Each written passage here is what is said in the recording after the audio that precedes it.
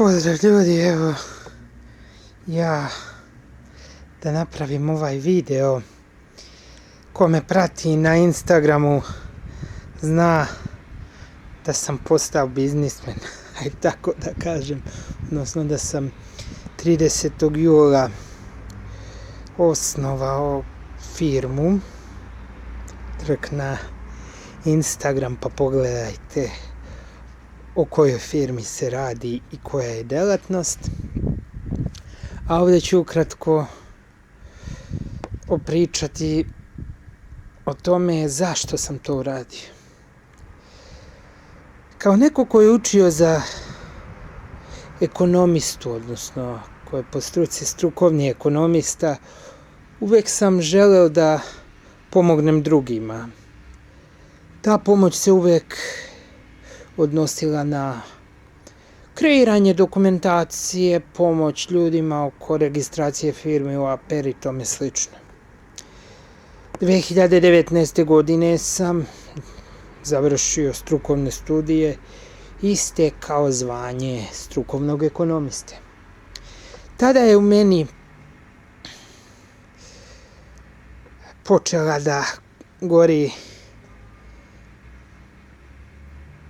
da gore tačnije plamen, odnosno želja da napravim firmu koja će se baviti poslovnim savjetovanjem i administrativnom podrškom poslovanju.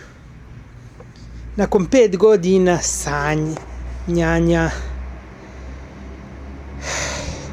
nakon 5 godina rada na tome da se san ostvari, to je se i ostvarilo. Šta je bitno da ovdje naglasim? Pored primarne delatnosti, moja firma će se baviti sa još nekih par sporednih delatnosti o kojima ću detaljnije pričati u narednim videoklipovima. A sada ću ukratko da vam opišem kroz šta sam ja sve prošao radi ostvarenja svog sna, odnosno u cilju otvaranja firme. Pre svega, dugo sam razmišljao o tome koju delatnost da odaberem i odabrao sam konsultantske aktivnosti u vezi s poslovanjem i ostalim upravljanjem. Ta delatnost mi omogućava da radim širok spektar poslova koji se odnose upravo na to da podršku poslovanju dajem ljudima kojima je potrebna. Nakon što sam odabrao ime, odredio delatnost i ostale parametre, izradio osnivački akt, pristupio sam i ujedaju se komarci, izvinjavam se na digresiji. Nakon što sam sve te formalnosti odradio, pristupio sam elektronskom osnivanju pravnog lica u formi društva sa ograničenom odgovornošću. Sama procedura na web prezentaciji APR-a je jednostavna. Potrebno je da imate elektronski sertifikat, odnosno elektronski potpis i da na e-upravi kreirate nalog kako bi mogli automatski da se ulogujete na nalog Agencije za privredne registre. Kada to odradite, uđete u sam softver, odnosno aplikaciju APR-a, tu imate više različitih mogućnosti.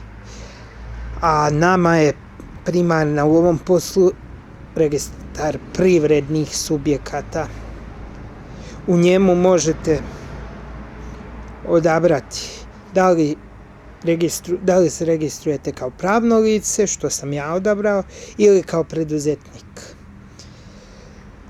Sam rad u aplikaciji je jednostavan, otkucate ono što se od vas traži, priložite osnivački akt, s tim što pre nego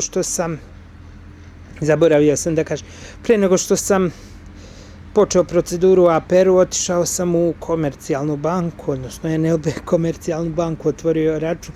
Zato vam u NLB komercijalnoj banci treba jedan primjerak osnivačkog akta sa overenim potpisom.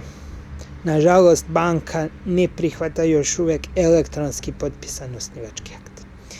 I da se vratim sad na APR, nakon toga kada se odradi popunjavanje dokumentacije, priloži celokupna dokumentacija koja pritom mora biti potpisana elektronski putem aplikacije Agencije za privredne registre Nexus za potpisivanje i preko njihovog sajta.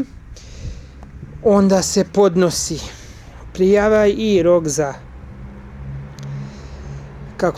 odgovor je 5 radnih dana. S tim što sam ja imao nekih malih grešaka, pošto nisam baš vodio računa o nekim sitnicama, pa mi je prvobitna prijava odbačena, s tim što ukoliko u zadatom roku koji vam daju rješenje o odbačaju dostavite ispravnu dokumentaciju, ne podnosite ponovo prijavu, već stičete pravo na umanjeno plaćanje naknade, a o naknadama ću nešto malo kasnije. Sam proces ponovnog podnošenja dokumentacije je jednostavan jer ima kartica postupi po odbačenoj prijavi gdje se samo prilaže, odnosno menja se šta je potrebno i prilaže dokumentacija. Nakon toga se ponovo podnosi prijava na isti način kao i kod redovnog podnošenja. Što se tiče naknada koje se plaćaju, Agencija za privredne registre naplaćuje 5.900 dinara elektronsku prijavu. S tim ukoliko pogrešite, jednom imate pravo na umanjenu, odnosno 50% manju naknadu, i ako tada pogrešite, morate sve iz početka. Također trošak je i osnivački ulog koji može biti uplaćen pre osnivanja, kao što sam ja uradio, ili nakon osnivanja u roku koji propišete osnivačkim aktom. Šta je još bitno da istaknem? Pri samom otvaranju depozitnog računa za uplatu osnivačkog uloga potreban je, kao što sam i rekao, overen osnivački akt. Overa je 360 dinara po potpisu, po primjerku. Također napomenuo bih da ukoliko osnivači pravnih lica nemaju elektronski potpis, onda moraju overiti osnivački akt i digitalizovati ga, a digitalizaciju mogu raditi advokati ili javni beležnici koji u tom slučaju moraju istovremeno biti i podnosioci prijave u vaše ime, što ne znam zašto je tako urađeno, budući da može da se desi da od 5 osnivača samo jedan nema elektronski potpis, a digitalizaciju ne može da izvrši neko od osnivača koji ima elektronski potpis. Šta ću još ovdje u ovom videu da vam kažem, da ne bi odugovlačio? Što se tiče promjena, također i one se u APR-u vrše preko elektronskog sistema, s tim što u slučaju promjene, prema informacijama koje ja posjedujem, dokumentacija koja se izradi u analognom obliku i bude potpisana u analognom obliku može biti digitalizovana od strane lica ovlašćenog za zastupanje pravnog lica. U komentaru mi ostavite da li želite još ovakvih videa i da li želite da vam detaljnije pričam o poslovanju moje kompanije, budući da mi je cilj da vama također pomognem. I ukoliko bude potrebe, javite se, zapratite me na Instagramu, a uskoro će biti formiran Instagram korporativni, kompanije, što youtuberi kažu like, share i subscribe. Budite dobri, vi verujte u svoje snove. Toliko od mene, pozdrav!